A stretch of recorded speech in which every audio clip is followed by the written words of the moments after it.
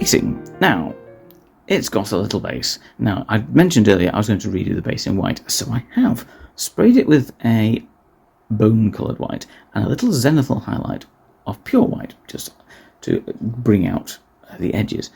And with the look of what he's got, it looks like it's stone slabs, doesn't it? Now, with it being a predominantly gold model, we're going to just do this in like a grey, just to make it, a bit of a contrast between the two.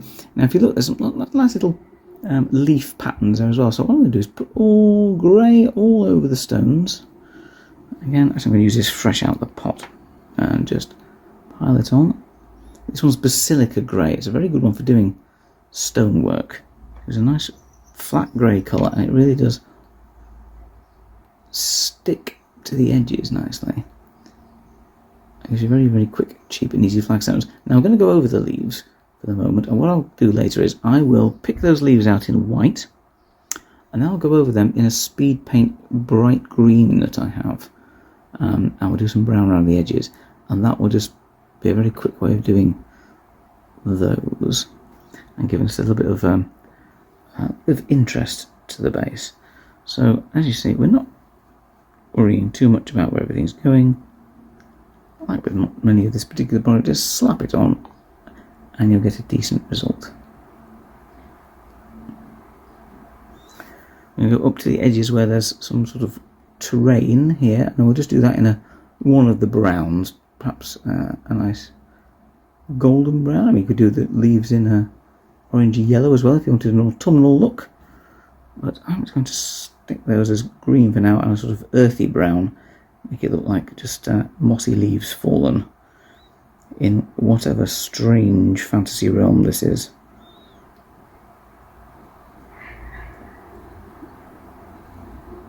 And there we have it. Leave that to dry and do the other stages, and what we'll do is we'll finish that off and then pop him on that base and be ready to complete. So with a few last little bits and pieces, we're pretty much done with our little model here. So as you notice, we had the stone grey, and we did a little brown contrast around the mud on the base, and then I picked out the leaves in white and just added a little green speed paint on top of that, and it gives a nice little, like a little spot colour or something interesting there on the base. Meantime, we've also just tidied up any last areas as well, and on the shield as well I took a normal plain blue, in this case it was crag blue, which is a base colour, and literally just using little light strokes.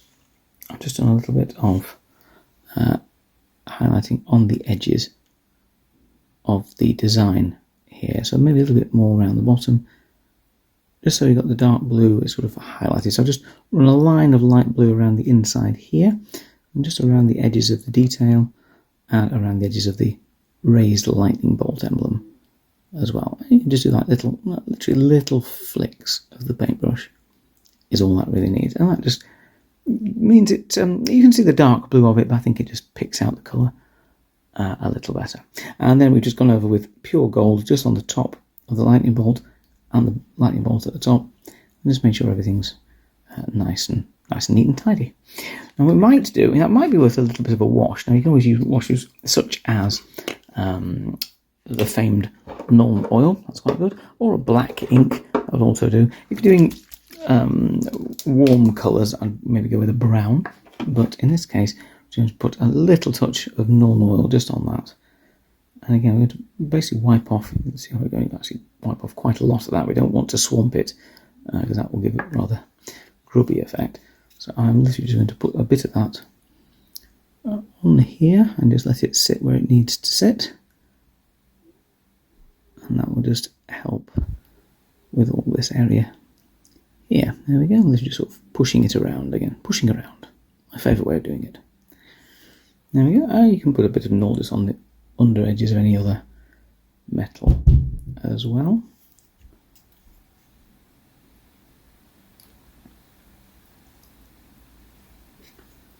And as for the face, well, you can do what you like with that. You see we've got the eye sockets there. Now you can put a little bit of white in there and maybe dry brush a little bit of glow effect. So if we put a little tiny touch of our chosen white, which is bold titanium white, but you can use other whites as well. And you can, all you really need to do is put a tiny little dot in the inside of the eye socket. Just sort of brush it in. Down there, a bit hard to put this in. Let me go from the underside.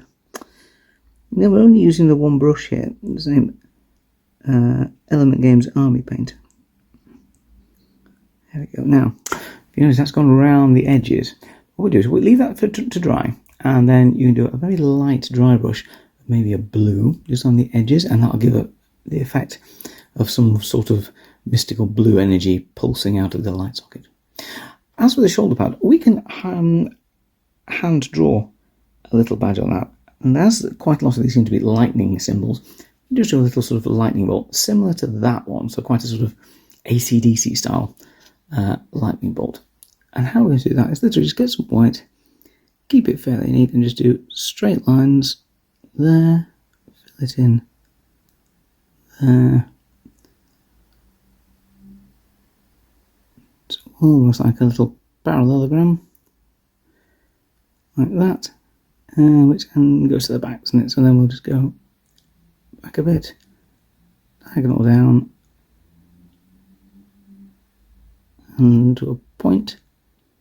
And much as we did with our Space Marine, just keep the point sharp, and then pop some more white just into the middle of it, and there we go. A fairly simple hand-drawn decal. We could actually bring that out this way a little bit, couldn't we? Just put that way a little bit more.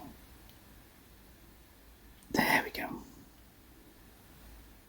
And you can do another layer or two of white just on top of that, just to bring it out a bit, but I think that'll do quite nicely.